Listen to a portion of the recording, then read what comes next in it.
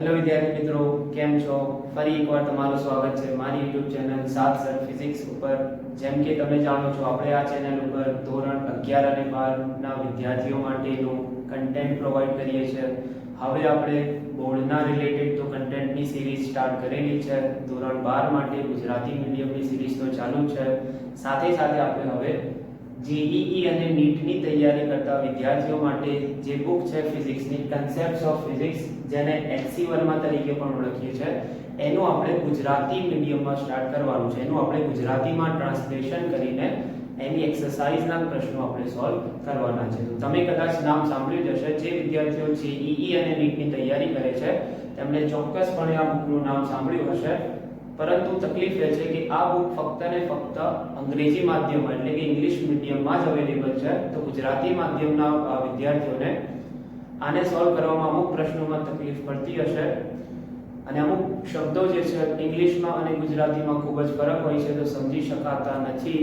એટલા માટે આપણે અહીંયા સ્પેશિયલી સિરીઝ સ્ટાર્ટ કરેલી છે, જેમાં આપણે એચસી વર્માની દરેક ચેપ્ટરની એક્સરસાઇઝ ગુજરાતી માધ્યમમાં સોલ્વ કરીશું. ફરી એકવાર સાંભળી લો. એચસી વર્માની એક્સરસાઇઝના પ્રશ્નો જે છે જે આપણે ગુજરાતી માધ્યમમાં સોલ્વ કરવાના છે. અહીંયા તમને પ્રશ્ન સ્ક્રીન ઉપર મળશે, જે ઇંગ્લિશમાં જ હશે, કેમ કે આ બુક ગુજરાતી માધ્યમમાં અવેલેબલ નથી. તો ઇંગ્લિશમાં તમને પ્રશ્ન મળશે, એને હું ગુજરાતીમાં ટ્રાન્સલેટ કરીને પછી આપણે દરેકે દરેક પ્રશ્નનો અહીંયા ઉકેલ મેળવીશું. બરાબર? તો ચેનલ સાથે જોડાયેલા રહો. તમને અહીંયા બોર્ડની સાથે સાથે જેડબલઈ અને નીટના રિલેટેડ કન્ટેન્ટ પણ મળી રહેશે.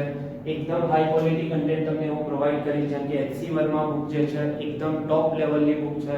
જે વિદ્યાર્થીઓ જેડબલઈ અને નીટની તૈયારી કરે છે તેમને ચોક્કસપણે આ બુક સોલ્વ કરવી જોઈએ. પરંતુ તકલીફ તમને ક્યારે પડશે કે ભાઈ આ બુક ગુજરાતી માધ્યમમાં અવેલેબલ નથી. તો હવે હું તમને એટલો જ આગ્રહ કરીશ કે ચેનલને સબસ્ક્રાઇબ કરી લો.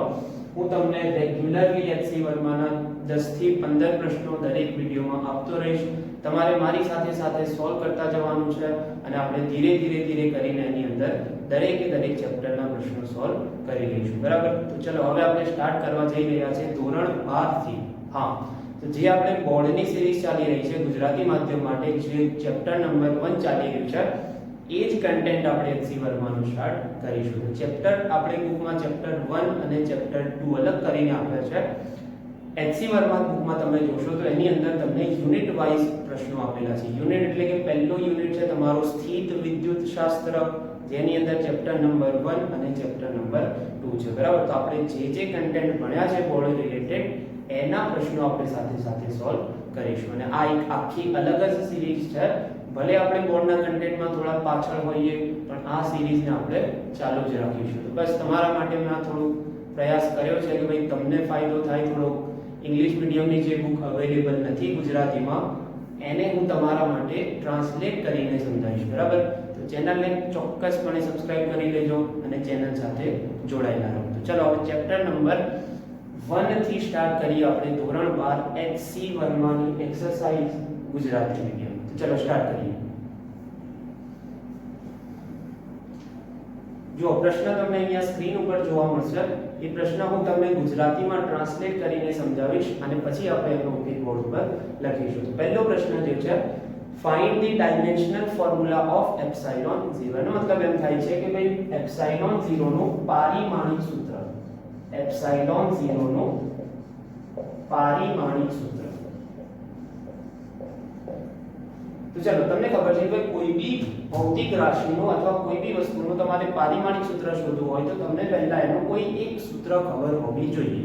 કે એપ્સિલોન 0 ને સમાવતું કોઈ એક સૂત્ર જોઈએ. તો ચલો, એક સૂત્ર તમને યાદ આવતું હશે, F બરાબર 1/4 એપ્સિલોન 0 q²/r². બરાબર છે? હવે આપણે એપ્સિલોન 0 નું પારિમાણિક સૂત્ર શોધવું છે. તો જે ભૌતિક રાશિઓના પારિમાણિક સૂત્રો છે બધા મૂકી દો અને એપ્સિલોન 0 ને કરતા બનાવી શકો. તો એપ્સિલોન 0 ને કરતા બનાવો. ચાલો, આ બાજુ આવશે ઉપર q² છેદમાં 4π અચળાંક છે, તેને કોઈ પારિમાણિક સૂત્ર હોય નહીં. તો આ થઈ જશે તમારું q² નું પારિમાણિક સૂત્ર મૂકવાનું છે. નીચે તમારે મૂકવાનું છે f નું પારિમાણિક સૂત્ર અને r² નું પારિમાણિક સૂત્ર. બરાબર છે? તો જેનું શોધવાનું છે એને કરતા બનાવી દો. તો ચલો, q નું તમને ખ્યાલ હશે, ચેપ્ટર 3 માં આવશે વસ્તુ, પણ તમને ખ્યાલ હશે, તમે થોડા બેઝિક ક્લિયર કરીને આયા હશો તો જ પ્રશ્નોમાં તમને અહીંયા ખ્યાલ આવશે. તો થોડા બેઝિક તમારા ક્લિયર રાખજો. q બરાબર, q નું સૂત્ર હું અહીંયા લખી દઉં છું. q બરાબર થાય છે it. હવે I તમને ખબર છે વિદ્યુત પ્રવાહ, તો પારિમાણિક સૂત્ર એનું E1 થાય, સમયનું થાય T1. તો અહીંયા q સ્ક્વેર છે તો E1 T1 નો સ્ક્વેર છેદમાં f નું ડાયરેક્ટ યાદ હોય m1 L1 T 2 અને r એટલે અંતર એનો પાછો વર્ગ છે. તો ચાલો આનું શું થશે? ઉપર થશે A2 T2, નીચે થશે m1 L1 અને L2 કેટલા થશે? L3 T 2. આને જો MLT ના સ્વરૂપમાં અરેન્જ કરીએ ઉપર તો આ L1 ઉપર જઈને થઈ જશે m 1, L3 ઉપર જઈને થઈ જશે L 3, T2 તો છે જ, નીચેના -2 ઉપર જઈને +2 થાય તો 2 + 2 થઈ જાય 4 અને A2 તમારા છે જ. તો આ થઈ ગયું તમારું એપ્સિલોન 0 નું પારિમાણિક સૂત્ર. તો એક્સરસાઇઝ નો જે પહેલો પ્રશ્ન છે ડાયમેન્શનલ ફોર્મ્યુલા એટલે કે પારિમાણિક સૂત્ર તમારે શોધવાનું હતું. તો જવાબ થશે તમારો m 1 L 3 T4 અને A2. બરાબર છે. હવે આમાં અમુક ક્વેશ્ચન જો તમને ઈઝી લાગતા હોય તો તમે એને સ્કીપ કરીને આગળ વધી શકો છો. જો તમે જોવું હોય તો આખો વિડિયો જોઈ શકો છો, અથવા હું ટાઈમલાઈન નીચે આપી દઈશ કે પહેલો પ્રશ્ન અહીંયાથી અહીંયા, બીજો પ્રશ્ન અહીંયાથી અહીંયા. તો તમે પ્રશ્ન હું પહેલા વાંચો, તમને લાગે કે ભાઈ આવડશે તો જાતે સોલ્વ કરવાની ટ્રાય કરો, પછી મારા સાથે તમારો જવાબ મેચ કરી લો. જો મેચ થાય તો આગળ વધો, ના થાય તો તમે આખા પ્રશ્નનો વિડિયો જોઈ શકો છો. બરાબર? ઓકે. હવે આગળ વધીએ પ્રશ્ન નંબર 2 ઉપર.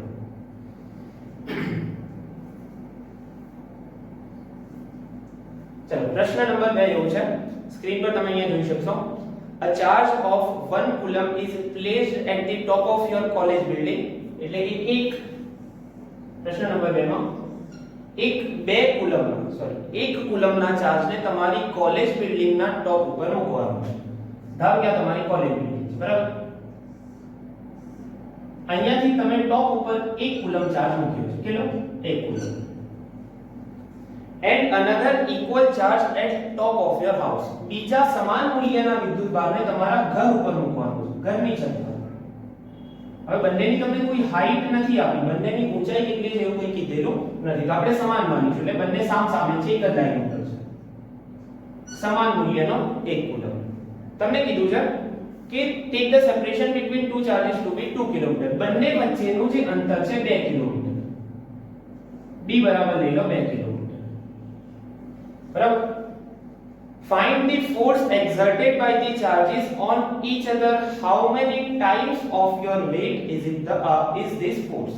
પહેલો પ્રશ્ન એ પૂછ્યો છે કે ભાઈ બંને વડે એકબીજા ઉપર કેટલું બળ લાગશે, અને બીજો પ્રશ્ન કે ભાઈ આ જે બળ છે એ તમારા વજનથી કેટલા ગણું છે, તમારા વજન સાથે એને સરખાવવાનું છે. તો ચલો જોઈએ. હવે આની અંદર જો તમને ખાલી થોડું પ્રશ્ન ઓકવર્ડ લેંગ્વેજમાં આપેલો છે, આનો મતલબ કે ભાઈ આ કોલેજની બિલ્ડિંગ પર છે, આ ઘરની બિલ્ડિંગ પર, શું એનાથી કઈ ફરક પડે? એનાથી કઈ બી ફરક પડશે નહીં. તમને અવકાશમાં મૂકીને આપી દે, બિલ્ડિંગ અને ઘર પર મૂકીને આપી દે, જમીન પર મૂકીને આપી દે, તમારો તો શું જોવાનું છે? ખાલી બંને વચ્ચેનું અંતર કેટલું છે, બંને વચ્ચેનું અંતર કેટલું છે. અહીંયા સીધે સીધું આપી દીધું છે 2 કિલોમીટર. તો આ 2 કિલોમીટરને પહેલા સામા ફેરવવા પડશે? મીટર. 2 × 10³ મીટર.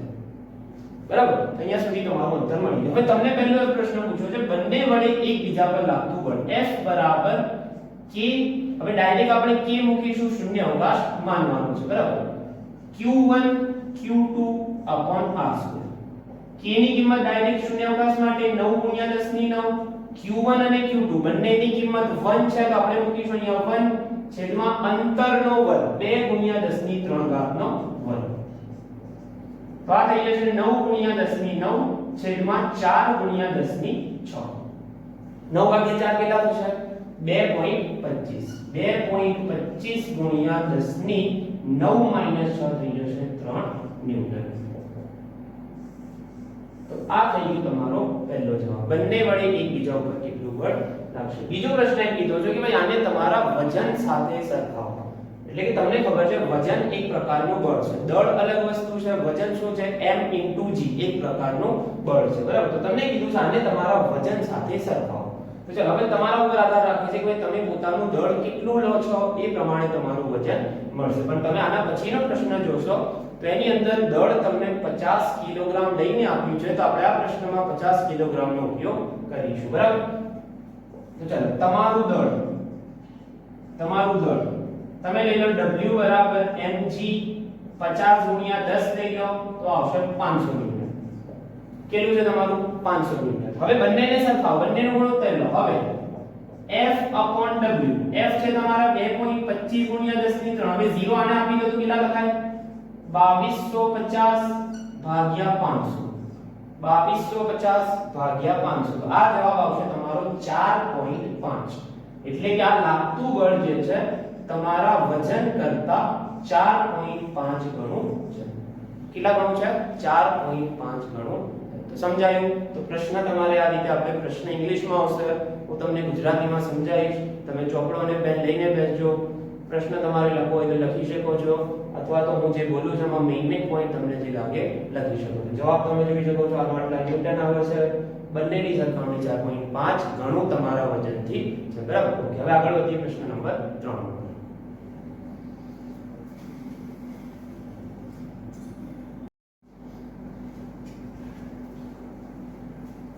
चलो હવે પ્રશ્ન નંબર 3 તમે સ્ક્રીન પર જોઈ શકો છો.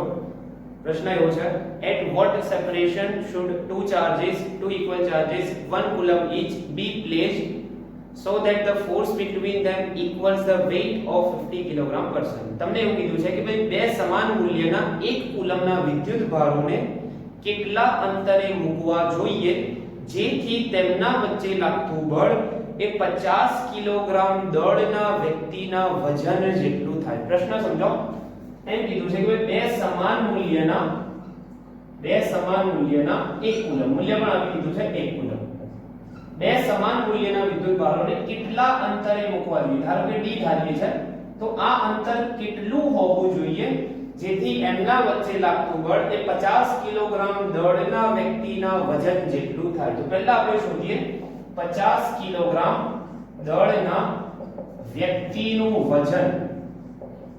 આ વ્યક્તિનું વજન તમને ખબર છે w બરાબર mg, m ને લઈ લો 50, g ને લઈ લો 10, આ આવશે તમારું 500 ન્યૂટન. હવે પ્રશ્ન એ પૂછ્યો છે કે ભાઈ બે વિદ્યુત ભારો 1 કુલમ વાળાને કેટલા અંતરે મૂકીએ જેથી તેમના વચ્ચે આટલું બળ લાગે. કેટલું?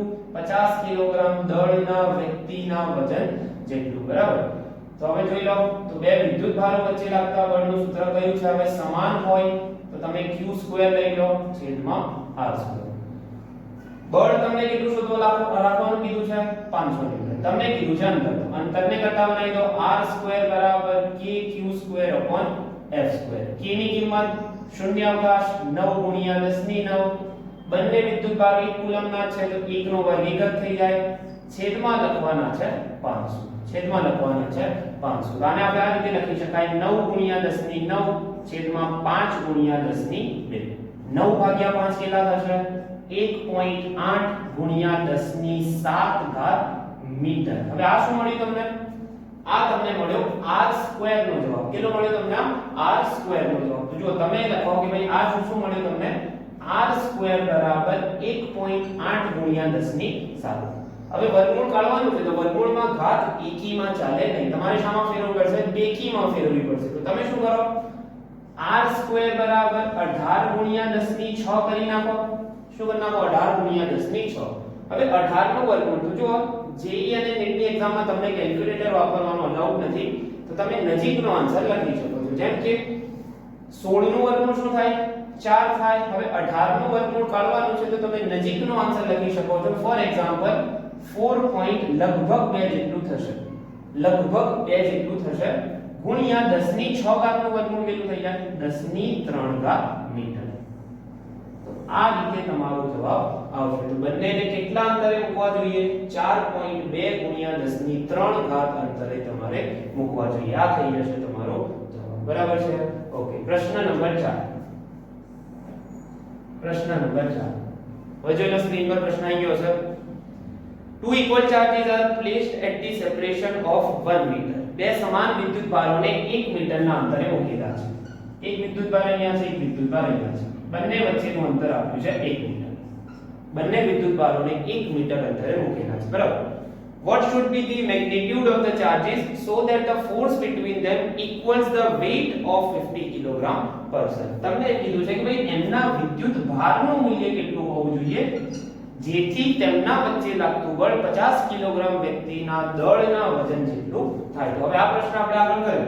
50 કિલોગ્રામ દળના વ્યક્તિનું વજન W બરાબર 500 ન્યૂટન. હવે આપણે ફરી નથી શોધતા, આપણને ખબર છે W બરાબર 500 ન્યૂટન. તમને કીધું છે અહીંયા અંતર આપી દીધું છે અને શું પૂછ્યું છે વિદ્યુત ભાર. ગઈ વખતે શું પૂછ્યું હતું વિદ્યુત ભાર આપી દીધો હતો અને તમને પૂછ્યું હતું અંતર. તો તમને કીધું છે કે ભાઈ બંનેને 1 મીટર અંતરે મૂક્યા છે તો q નું મૂલ્ય કેટલું રાખો જેથી એમના વચ્ચે લાગતું બળ 500 ન્યૂટન. 500 ન્યૂટન એટલે 50 કિલોગ્રામ વ્યક્તિના દળ જેટલું થાય. તો ચલો હવે આપણી પાસે F છે k q²/r². ચલો આપણી પાસે r છે 1, F છે 500. 500 બરાબર 9 ગુણ્યા 10 ની 9 ગુણ્યા q² ભાગ્યા અંતર તમારું છે 1. q² બરાબર 500 ભાગ્યા 9 ગુણ્યા 10 ની 9. હવે 500 ભાગ્યા 9 કેટલા થાય? 500 ભાગ્યા 9 અંદાજે તમારે લખવા પડશે 9 5 45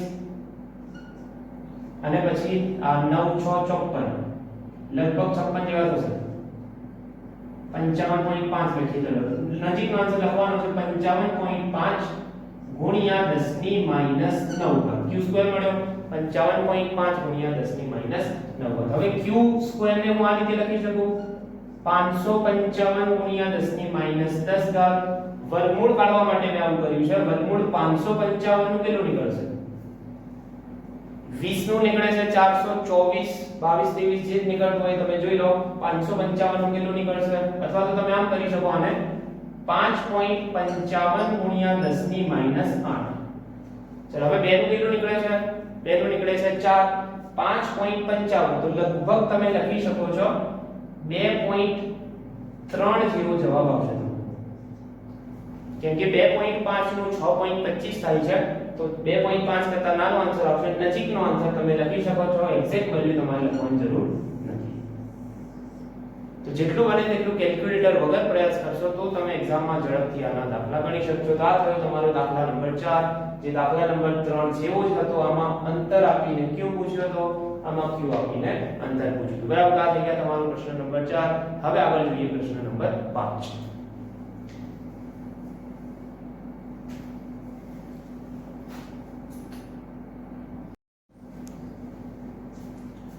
चलो હવે પ્રશ્ન નંબર 5 જોઈ લો. અહીંયા લખેલું જોવા છે તમને. પ્રશ્ન એવો છે find the electric force between two protons separated by distance 1 fermi. The protons in the nucleus remain at a separation of this order. તમને એમ કીધું છે કે ભાઈ બે પ્રોટોન જેમના વચ્ચેનું અંતર 1 ફર્મી અથવા 1 ફેમ્ટોમીટર પણ કહીએ છીએ આપણે, અને કિંમત તમને આપી છે 10 ની -15 ઘાત મીટર. તમને કીધું છે પાંચમા પ્રશ્નમાં બે પ્રોટોન, એક પ્રોટોન અહીંયા છે, એક પ્રોટોન અહીંયા છે, બંને વચ્ચેનું અંતર 1 ફર્મી મીટર. ફર્મી મીટર એટલે કઈ દીધું છે પહેલાથી 10 ની -15 ઘાત મીટર છે. તેમના વચ્ચે લાગતું બળ શોધવાનું છે. તો કઈ બી નથી કરવાનું, જોઈ લો. F બરાબર k, બંનેનો વિદ્યુતભાર સમાન, બંને પ્રોટોન છે, q² ભાગ્યા r². k ની કિંમત 9 ગુણ્યા 10 ની 9, q નો વર્ગ. હવે બંનેનો q કેવો હોય? સમાન. કેટલો? 1.6 ગુણ્યા 10 ની -19. 1.6 ગુણ્યા 10 ની -19 એનો વર્ગ ભાગ્યા અંતર 10 ની -15 નો વર્ગ. તો ચલો શું થશે? 9 ગુણ્યા 10 ની 9, 1.6 નો વર્ગ, 16 નો વર્ગ કેટલો થાય છે? 256. કેટલો થાય છે? 256. તો 9 ગુણ્યા 10 ની 9, 1.6 નો થશે 2.56 ગુણ્યા 10 ની -19 નો થશે -38, અને નીચે -30 ઉપર લાવો તો કેટલી થઈ જાય? +30. બરાબર. તો એક સ્ટેપ ઓછું કરવા માટે મેં આ રીતે ડાયરેક્ટ આને ઉપર લાઈને લખી દીધું. તો શું થશે? 2.56 ગુણ્યા 9. હવે 2.56 ગુણ્યા 10 કેટલા થાય? 25.6. 2.56 ગુણ્યા 9 લગભગ 23 જેવું તમારો આન્સર આવશે. 23 ગુણ્યા 10 ની 30 ને 9 39, 39 -38 તો 10 ની 1, લગભગ 230 જેવું તમારો જવાબ આવશે. એપ્રોક્સિમેટ વેલ્યુ આપણે લીધી છે 230, 35, 32 જેવું કઈ ને કઈ હોઈ શકે છે. આપણે એપ્રોક્સિમેટ માં આન્સર લાવવાનો છે. આ થયો તમારો પ્રશ્ન નંબર 5 નો જવાબ. હવે આગળ જોઈએ પ્રશ્ન નંબર 6. તમને કીધું છે two charges 2 into 10 raised to minus 6 coulomb and 1 into 10 raised to minus 6 coulomb are placed at a separation of 10 cm. બે વિદ્યુત ભારો છે. પ્રશ્ન નંબર 6 ની અંદર બે વિદ્યુત ભારો છે, એક અહીંયા એક અહીંયા. બંનેની કિંમત આપી છે. પહેલાની આપી 2 ગુણ્યા 10 ની માઈનસ 6 ઘાત કુલમ, બીજાની આપી તમને 1 ગુણ્યા 10 ની માઈનસ 6 ઘાત કુલમ. તમને કીધું where should a third charge be placed such that it experiences no net force due to these charges. તમને એમ કીધું છે ત્રીજા વિદ્યુત ભારને કઈ જગ્યાએ મૂકવું છે. હવે કઈ જગ્યાએ એટલે બંનેને જોડતી રેખા ઉપર કોઈ જગ્યાએ મૂકવાનો છે. તો બંનેને જોડતી રેખા ઉપર કઈ જગ્યાએ મૂકવો જોઈએ જેથી એના ઉપર કોઈ પણ જાતનું પરિણામી બળ લાગે નહીં. હવે તમને ખબર છે કે ભાઈ આપણે આ વિદ્યુત ભારને એવી જગ્યાએ મૂકવું પડે જ્યાં આગળ બંને વડે બળ તો લાગે પણ કેવું સમાન અને વિરુદ્ધ દિશામાં. હવે બંને બળો જો ત્રીજા પર એક જ દિશામાં બળ લગાડશે બંને વિદ્યુત ભારો તો એનું પરિણામી ક્યારેય 0 થઈ શકે નહીં. તો હવે આપણે પહેલા ચેક કરવું પડશે કે ક્યાં મૂકીએ. શું આ બાજુ મૂકીએ, શું વચ્ચે મૂકીએ કે શું આ બાજુ મૂકીએ. તો ચલો પહેલા ચેક કરીએ. ચલો જો તમે ત્રીજા વિદ્યુત ભારને અહીંયા મૂકો છો, ચલો ધારો કે આને લીધો સ્મોલ, જો તમે ત્યાં મૂકો છો, ચલો આ પ્લસ વાળો આને શું કરશે, બહાર તરફ ધક્કો મારશે.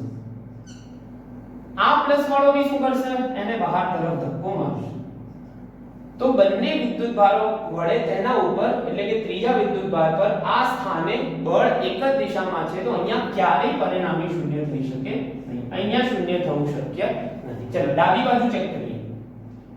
આ પ્લસ વડે ક્યાં લાગે, ડાબી બાજુ, અપાકર્ષણ. બીજા વડે બી શું થાય, અપાકર્ષણ. અહીંયા બી મૂકવું શક્ય નથી કેમ કે બંનેના મૂલ્યો ગમે તેટલા નાના હોય ત્યારે શૂન્ય થઈ શકે નહીં. અહીંયા બી શું થઈ જશે, અહીંયા શક્ય નથી. બસ છેલ્લો ઓપ્શન બચે છે વચ્ચે. ધારો કે તમે વચ્ચે મૂક્યું, ચલો આ પ્લસ આને શું કરશે, અપા કરશે આ બાજુ. F1 સમજી લો, પહેલા વડે લાગતું. બીજો બી એને અપા કરશે પણ કઈ દિશામાં અપા કરશે, વિરુદ્ધ દિશામાં. તો બીજા વડે લાગતું બળ આ દિશામાં. હવે આપણને એટલો તો ખ્યાલ આવી ગયો કે બંને બળો વિરુદ્ધ દિશામાં લાગે છે. હવે શૂન્ય થવા માટે શું થવું જોઈએ, બંને વડે સમાન મૂલ્યનું બળ લાવવું જોઈએ, સમાન મૂલ્યનું અને વિરુદ્ધ દિશામાં. હવે આપણે ધારો કે ક્યાં મૂકવો છે એમ પૂછ્યું છે તો ચલો તમે એવું ધારી લો કે ભાઈ બંને વચ્ચેનું અંતર, હવે તમને કદાચ અંતર આપેલું હશે ઉપર, તમને કદાચ અંતર આપેલું હશે, હા 10 સેન્ટીમીટર છે. કેટલું છે બંને વચ્ચેનું કુલ અંતર જે છે 10 સેન્ટીમીટર.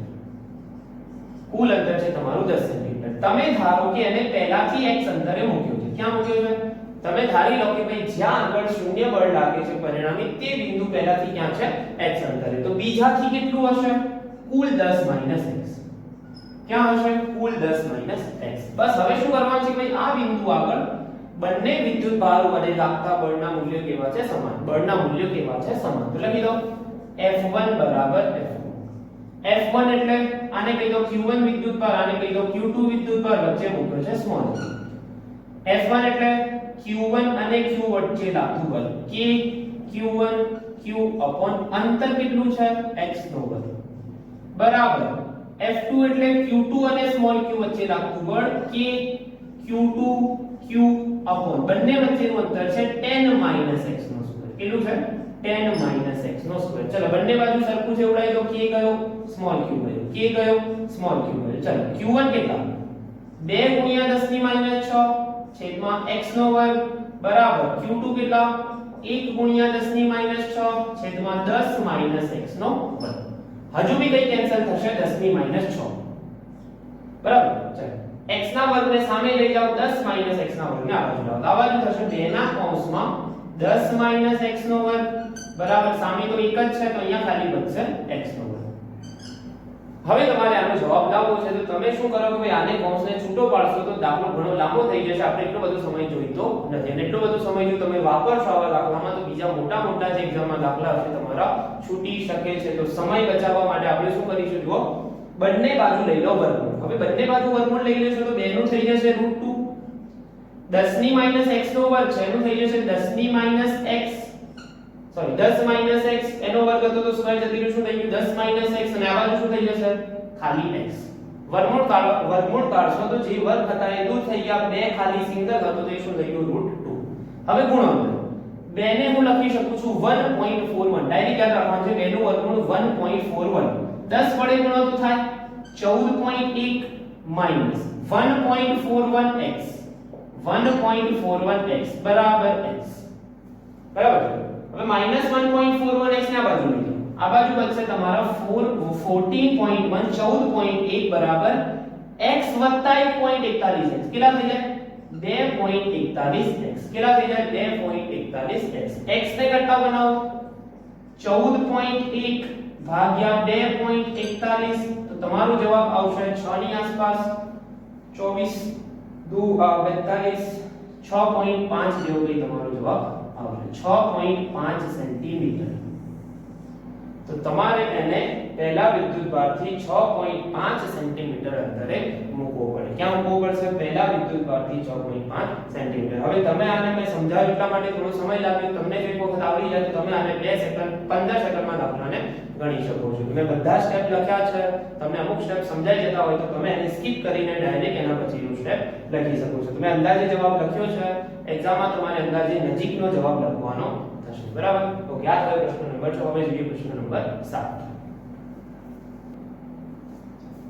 ચલો હવે આગળ જોઈએ પ્રશ્ન નંબર 7 તો જો અહીંયા જે અમુક છેલ્લા જવાબો આવશે એ એપ્રોક્સિમેટ નજીકના આન્સર હશે તમારે તમારી રીતે એને જોઈ લેવાના છે બરાબર તો આન્સર કી પણ આની હું તમને પ્રોવાઈડ કરીશ તમે આન્સરને મેચ કરી શકો છો અથવા બરાબર ઓકે પ્રશ્ન નંબર 7 સ્ક્રીન પર તમે જોઈ શકશો suppose the second charge in the previous problem એટલે કે જે છઠ્ઠા નંબરનો પ્રશ્ન હતો એમાં બીજો ચાર્જ બીજો વિદ્યુતભાર જે છે એ પ્લસ ના બદલે માઈનસ કરી દેવામાં આવે તો હવે ત્રીજા વિદ્યુતભારને ક્યાં મૂકીએ જ્યાંથી એના ઉપર બળ લાગે નહીં તો જુઓ છઠ્ઠા પ્રશ્નમાં બંને વિદ્યુતભારો ધન હતા હવે તમને એમ કીધું છે કે ભાઈ બે વિદ્યુતભારો એ જ લેવાના છે મૂલ્ય સરખું રાખવાનું છે એક હતો તમારો 2 * 10 - 6 બીજો જે પ્લસ હતો એને કરતો -1 * 10 - 6 એટલે આ થઈ ગયો તમારો ધન આ થઈ ગયો તમારો ઋણ બંનેને જોડતી રેખા એટલે આ હવે પ્રશ્ન એ છે કે ત્રીજા વિદ્યુતભારને ક્યાં મૂકવામાં આવે જેથી એના ઉપર પરિણામી બળ લાગે નહીં બરાબર તો જો ગઈ વખતે બંને વિદ્યુતભારો સજાતીય હતા બંને પ્લસ પ્લસ હતા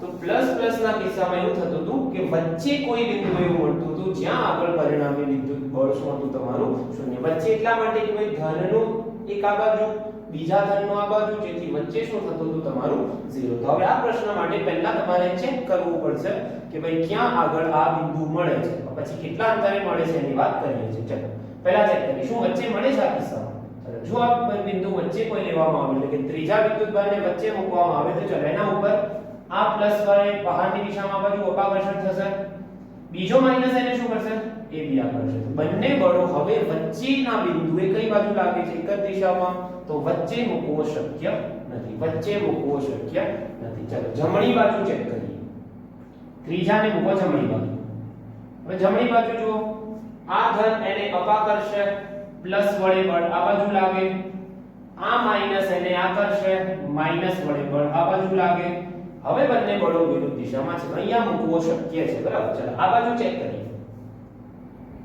ચલો અહીંયા મૂકીએ ચલો આ પ્લસ એને અપાકર્ષે આ બાજુ પ્લસ વડે બળ આવે પેલો માઈનસ એને આકર્ષે માઈનસ વડે બળ આવે તો હવે આપણને એટલી ખબર પડી કે વચ્ચે તો શક્ય જ નથી આ બે બાજુ શક્ય છે હવે આ બે બાજુમાંથી પણ કઈ બાજુ મૂકવું એ પ્રશ્ન છે બરાબર હવે તમે જુઓ કે ભાઈ આપણે મૂક્યું છે બંને બાજુ સ્મોલ q વિદ્યુત બરાબર હવે સમજો કે ભાઈ અહીંયા મૂકવું કે અહીંયા મૂકવા શાંતિથી સમજો આ વસ્તુ તમારે આગળ કામમાં લાગશે બળનું સૂત્ર છે F = k q1 q2 / r2 બરાબર બંને માટે q2 તરીકે આપણે સ્મોલ q લીધેલા છે બરાબર ઓકે હવે વિચારો તમે જ્યારે જમણી બાજુ મૂકો છો બરાબર જમણી બાજુ મૂકો છો પ્લસ ના લીધે બળ શોધો ચાલો જમણી બાજુ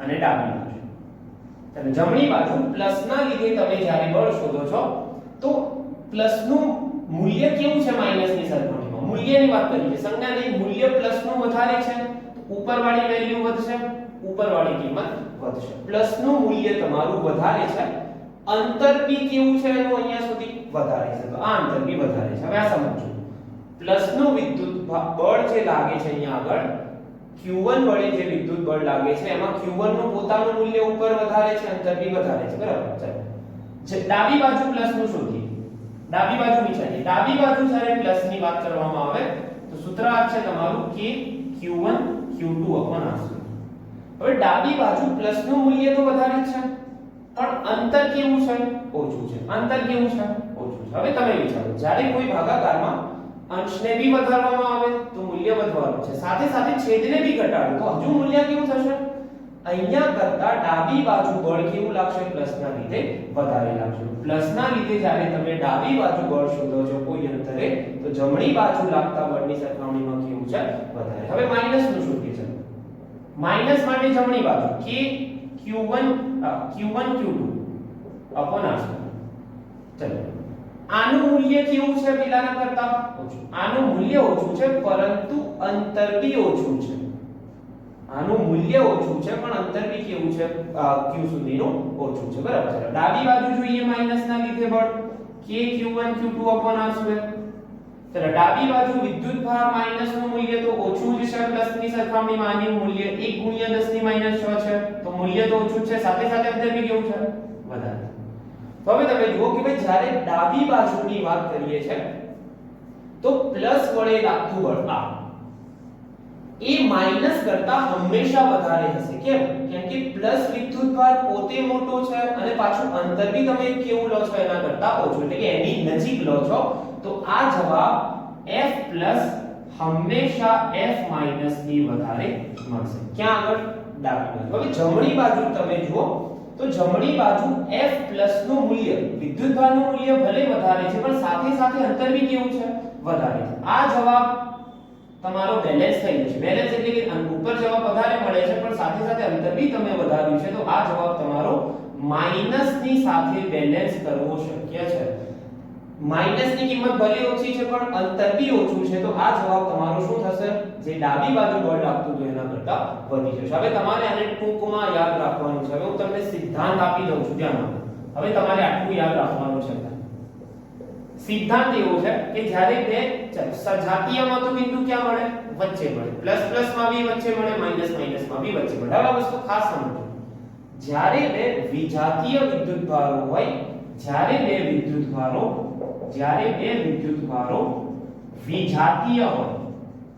વિજાતીય હોય તો તટસ્થ બિંદુ એટલે કે જ્યાં આગળ બળ શૂન્ય મળવાનું છે એ બિંદુ. તટસ્થ બિંદુ હંમેશા ઓછું મૂલ્ય ધરાવતા વિદ્યુતભાર તરફ જ લેવું.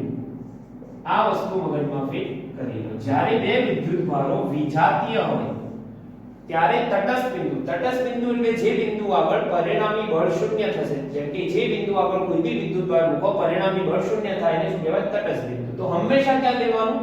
ઓછું મૂલ્ય ધરાવતા વિદ્યુતભાર તરફ. હવે આ માઈનસ અને પ્લસ ની વાત નથી. મૂલ્ય કેટલું કહેવાય? 1 * 10⁻6 આનું કહેવાય 2 * 10⁻6.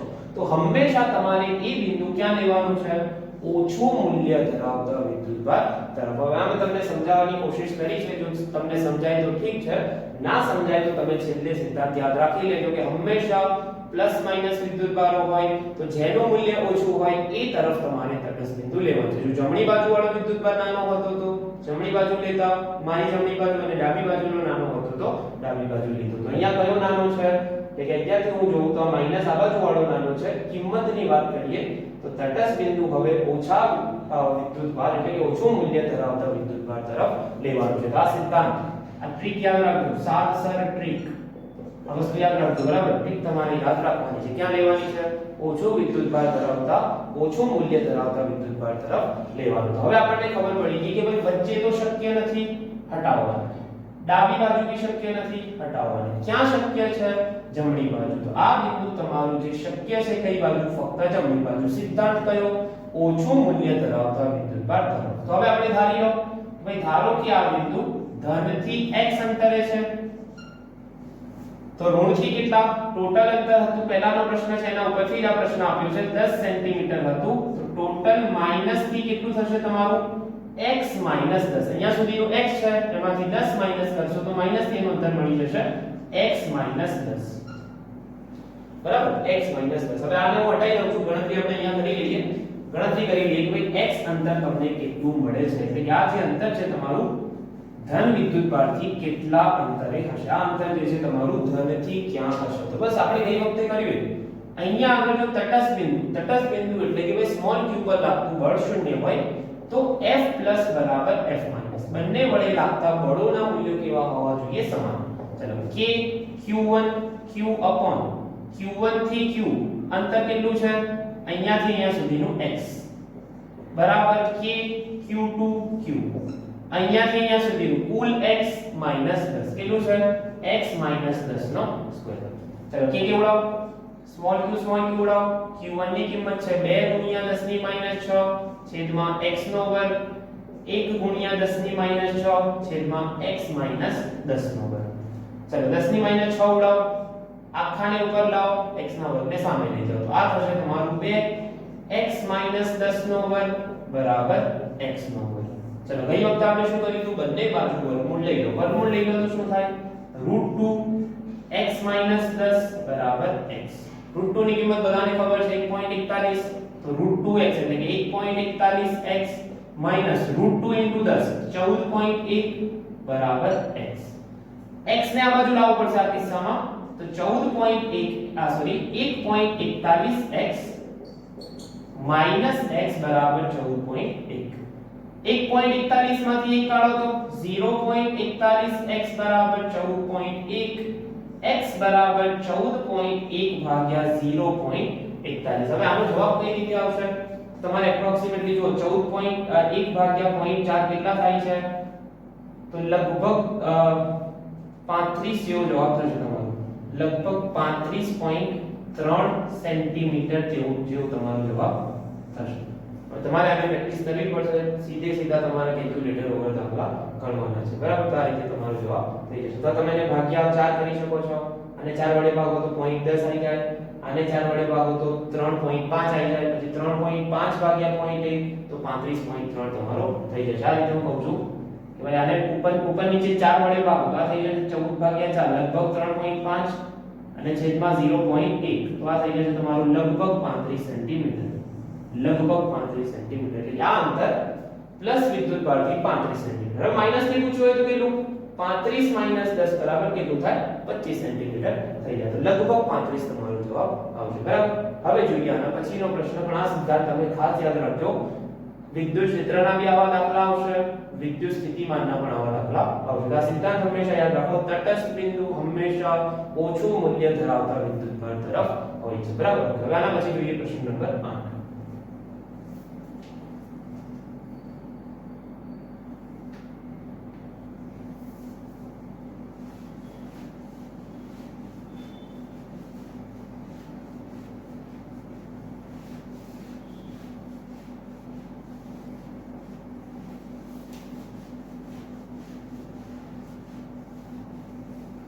चलो હવે પ્રશ્ન નંબર 8 શું છે two charge particles are placed at a distance 1 cm apart બે વિદ્યુત ભારિત કણો એકબીજાથી 1 સેન્ટીમીટર અંતરે મૂકેલા છે what is the minimum possible magnitude of electric force acting on the charge what is the minimum possible magnitude of electric force વિદ્યુત ક્ષેત્રનું ઓછામાં ઓછું મૂલ્ય કેટલું શક્ય છે દરેક કણ વડે એટલે કે તમને કીધું છે what is the minimum possible magnitude of electric force acting on each charge sorry electric force છે બંને ઉપર એકબીજા વડે લાગતા વિદ્યુત બળનું ઓછામાં ઓછું કેટલું મૂલ્ય શક્ય છે તો સમજો બે વિદ્યુત ભારિત કણો છે એકને લઈ લો q1 એકને લઈ લો q2 બંને વચ્ચેનું અંતર છે 1 સેન્ટીમીટર તમને કીધું બંને વડે એકબીજા પર લાગતા બળનું ઓછામાં ઓછું કેટલું મૂલ્ય શક્ય છે હવે કણો વિદ્યુત ભારિત છે બરાબર હવે ઓછામાં ઓછો કેટલો વિદ્યુત ભાર હોઈ શકે તમારે જો લઘુત્તમ ઓછામાં ઓછું બળ શોધવું છે તો તમારે શું કરવું પડશે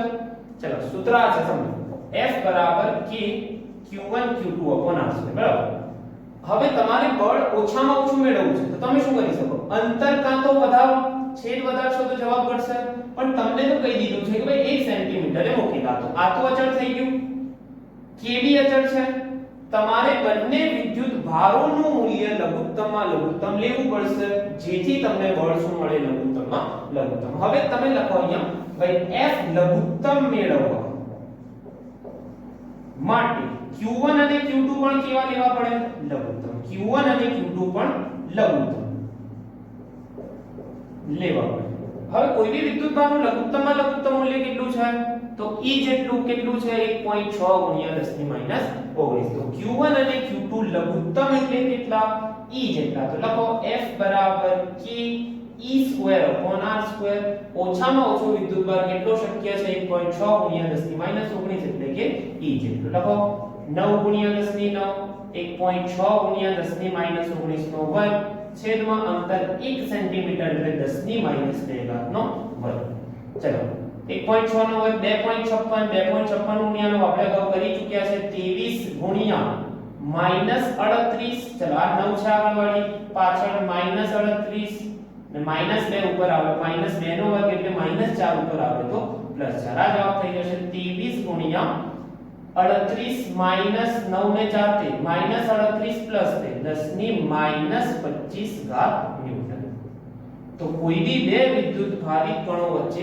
ઓછામાં ઓછું આટલું બળ શક્ય છે ઓછામાં ઓછું બળ એટલે વિદ્યુત ભારો કેટલા લેવાના છે તમારે ઓછામાં ઓછા કેટલા લઈ શકાય E જેટલા 1.6 ગુણ્યા 10 ની -19 જેટલા બરાબર ચાલો એના પછી પ્રશ્ન નંબર 9 પ્રશ્ન તમે અહીં જોઈ શકશો estimate the number of electrons in 100 gram of water how much is total negative charge on this electron તમારે 100 ગ્રામ પાણીની અંદર નંબર ઓફ ઇલેક્ટ્રોન કેટલા ઇલેક્ટ્રોન હશે એ જણાવવાનું છે અને સાથે સાથે આ ઇલેક્ટ્રોનનો કુલ વિદ્યુત ભાર કેટલો હશે તો સમજી તમારી પાસે છે 100 ગ્રામ પાણી 100 ગ્રામ પાણી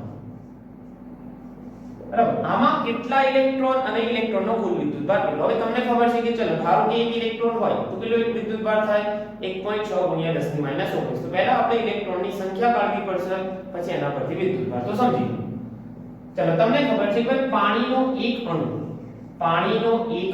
સમજો આને ચોપડીમાં છે લગભગ આવો દાખલો 1 કપ 1 ગ્લાસ પાણીમાં કે 1 કપ પાણીમાં ઉદાહરણ નંબર લગભગ બીજું છે એક પાણીનો એક અણુ એની અંદર હોય એક હાઇડ્રોજન બે હાઇડ્રોજન અને એક ઓક્સિજન બરાબર H2O કહીએ છીએ ને બે હાઇડ્રોજન અને એક ઓક્સિજન હવે દરેક હાઇડ્રોજનમાં કેટલા ઇલેક્ટ્રોન તો તમે સમજો બે ઇલેક્ટ્રોન બે ના બે થાય એક હાઇડ્રોજન નો એક ઇલેક્ટ્રોન તો બે ના કેટલા થાય બે ઇલેક્ટ્રોન એક ઓક્સિજન ના કેટલા 8 તો એક પાણીના અણુની અંદર 10 ઇલેક્ટ્રોન હોય છે કેટલા ઇલેક્ટ્રોન હોય છે 10 ઇલેક્ટ્રોન હોય છે બરાબર આટલી વાત ક્લિયર થઈ હવે આપણી પાસે 100 ગ્રામ પાણીમાં કેટલા અણુઓ છે એ વસ્તુ આપણે નક્કી કરવી પડશે એની ઉપરથી આપણને ખબર પડશે કે ભાઈ કેટલા ઇલેક્ટ્રોન છે તો આપણે પહેલા લખો તમને ખબર છે પાણીનો અણુભાર 18 ગ્રામ એટલે 1 મોલ પાણી આપણી પાસે કેટલા છે 100 ગ્રામ એટલે કેટલા મોલ તો તમને મળશે 100 ભાગ્યા 18 મોલ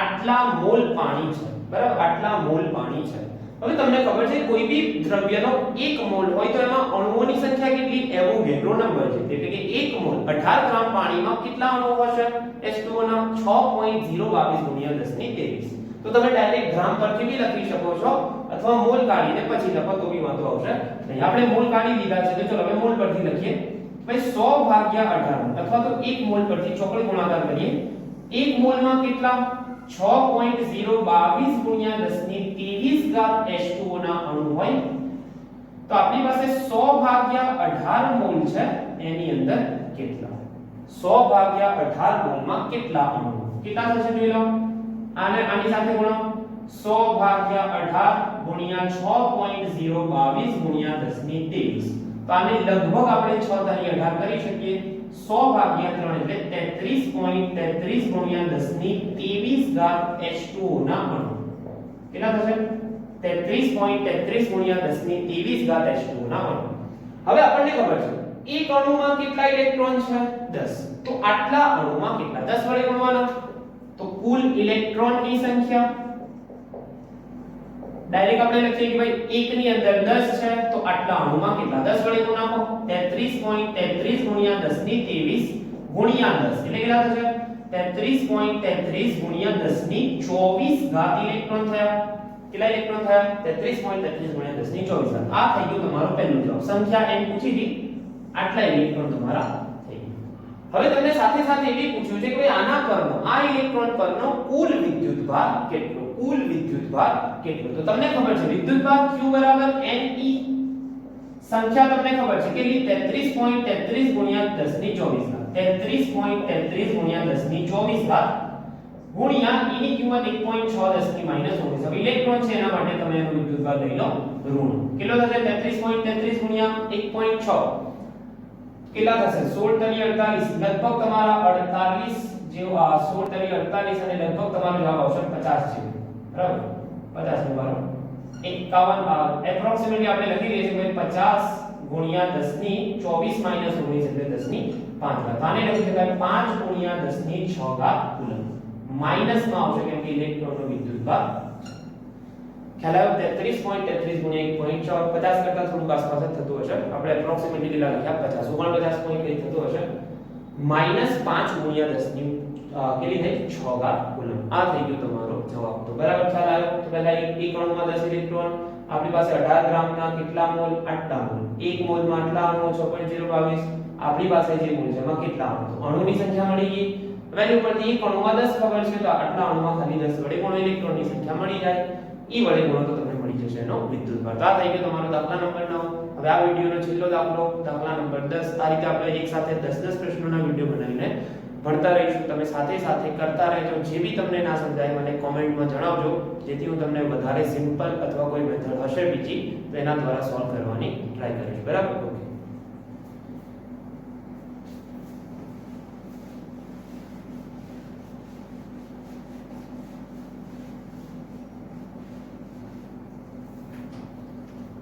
चलो હવે છે તમારો પ્રશ્ન number 10 suppose all the electrons of 100 gram water are lumped together to form a negative charge particle and all the nuclei are lumped together to form a positive charge particle તમને એમ કીધું કે ભાઈ જેટલો બી ઋણ વિદ્યુતભાર છે 100 ગ્રામ પાણીમાં બધાને ભેગા કરીને એક કણ બનાવો આખો કણ બનાવો જે આખો ઋણ વિદ્યુતભારી છે બરાબર અને સાથે સાથે ન્યુક્લિયસમાં જેટલા બી ધન છે એને બી ભેગા કરીને શું બનાવો એક ધન વિદ્યુતભાર હવે તમને ખબર છે જો સમજો આને કે ભાઈ પાણી તો તટસ્થ છે પાણીનો અણુ કેવો છે તટસ્થ છે એટલે કે આપણે જો એમાં કહેતા હતા કે ભાઈ 10 ઇલેક્ટ્રોન છે તો સાથે પ્રોટોન બી કેટલા હશે 10 હવે 100 ગ્રામ પાણીનો કુલ ઋણ વિદ્યુતભાર કેટલો મળ્યો -5 ગુણ્યા 10 ની -6 તો ધન બી કેટલો મળશે એટલો જ મળશે કેમ કે પાણી કેવું છે તમારું તટસ્થ છે તો કુલ 100 ગ્રામ પાણીનો કુલ ઋણ વિદ્યુતભાર Q માઈનસ કેટલા છે -5 ગુણ્યા 10 ની 6 ઘાત કુલમ તો ધન બી એટલા જ હોવા જોઈએ કેમ કે પાણી કેવું છે તટસ્થ છે 5 ગુણ્યા 10 ની 6 ઘાત કુલમ તમને એમ કીધું છે આ બધા વિદ્યુતભારોને ભેગા કરીને એક ગોળો બનાવો આખો વિદ્યુતભાર બનાવો અને બંનેને 10 સેન્ટીમીટર અંતરે મૂકો તો બંને વચ્ચે લાગતું બળ શોધો અને એને તમારા વજન સાથે સરખાવો એ પ્રશ્ન બિલકુલ સરળ છે જો કઈ નથી કરવાનું કે ભાઈ આ જે જવાબ શોધ્યો છે માઈનસ વિદ્યુતભાર કુલ આટલો તો તમે પહેલા નક્કી કર્યું કે ધન બી આટલો જ હશે કેમ કે પાણીનો અણુ કેવો છે તટસ્થ બંનેને 10 સેન્ટીમીટર અંતરે મૂકો q માઈનસ ને અહીંયા મૂકો q પ્લસ ને અહીંયા મૂકો 10 સેન્ટીમીટર એટલે કે 10 ની -1 ઘાત મીટર 10 ની -1 ઘાત મીટર અંતરે મૂકો કેટલું બળ લાગશે તો હવે શું કંઈ બી નથી કરવાનું F બરાબર kq2 r2 k છે તમારા 9 ગુણ્યા 10 ની 9 q2 હવે બંને સમાન છે મૂલ્યનો વર્ગ લેવાનો છે 5 ગુણ્યા 10 ની 6 નો વર્ગ છેદમાં અંતર કેટલું છે 10 ની -1 નો વર્ગ તો તમારો આ થઈ જશે 9 ગુણ્યા 5 નો વર્ગ 25 ગુણ્યા 10 ની 9 10 ની 6 નો વર્ગ 10 ની 12 10 ની -2 ઉપર આવે તો +2 25 ગુણ્યા 9 તમારા થઈ જશે 225 ગુણ્યા 12 ને 9 21 ને 23 ઘાત 2.25 ગુણ્યા 10 ની 25 ઘાત ન્યૂટન તમારું બળ લાગશે કેટલું લાગશે 2.25 ગુણ્યા 10 ની 25 ઘાત આટલું બધું બે પાણીના અંદર જો કેટલા બધા અણુઓ છે આટલું બધું વિદ્યુતભાર રહેલો છે હવે એને જો 10 સેન્ટીમીટર અંતરે મૂકીએ તો કેટલું બધું બળ લાગે છે હવે આને વજન સાથે સરખાઈ લો ચલો તમે લઈ લો કે તમારું દળ 50 કિલોગ્રામ છે 50 ગુણ્યા g 500 ન્યૂટન તો હવે તમે જોઈ શકો છો કે તમારા વજનની સરખામણીમાં કેટલું બધું વધારે બળ છે એનો મતલબ એમ થયો ઘણી બધી ઊર્જા પાણીમાં સંગ્રહ પામેલી છે આપણે જ્યારે ભણીશું કે ભાઈ બે વિદ્યુતભારોના તંત્રની સ્થિતિ ઊર્જા અથવા ઊર્જા ત્યારે આપણને ખ્યાલ આવશે કે ફક્ત 100 ગ્રામ પાણીમાં કેટલી બધી ઊર્જા રહેલી છે તો આપણે આને વજન સાથે સરખાઈએ F/W 2.25 ગુણ્યા 10 ની 25 ભાગ્યા 500 તો કેટલો મોટો જવાબ મળે છે હવે તમે આને કરી દો કે ભાઈ 2.25 ગુણ્યા 10 ની 25 ભાગ્યા 5 ગુણ્યા 10 ની 2 તો લગભગ તમે એને 0.5 ગુણ્યા 10 ની 23 તમારા વજનથી આટલા ગણું વધારે છે તો ખૂબ જ વધારે મૂલ્ય મળે છે આની ઉર્જા વિશે આપણે ચેપ્ટર 2 માં વાત કરીશું. તો અહીંયા તમારા 10 પ્રશ્નો પૂરા થાય છે. એચસી વર્માના ચેપ્ટર નંબર 1 એટલે કે યુનિટ આપ્યો છે આપણા બુકના ચેપ્ટર નંબર 1 ના જે પ્રશ્નો છે એચસી વર્માના એક્સરસાઇઝના 10 પ્રશ્નો આપણે અહીંયા ગુજરાતી મીડિયમમાં પૂરા કરેલ છે. તો આ રીતે આપણે આગળ પણ વિડિયો આપતા રહીશું. તમે ચેનલને સબસ્ક્રાઇબ કરી લો અને મિત્રો સાથે બી શેર કરો જેથી બીજા પણ આનો લાભ લઈ શકે. બરાબર. Thank you very much. ચેનલને શેર, સબસ્ક્રાઇબ અને લાઈક કરતા રહેજો. આગળ મળીશું. Thank you.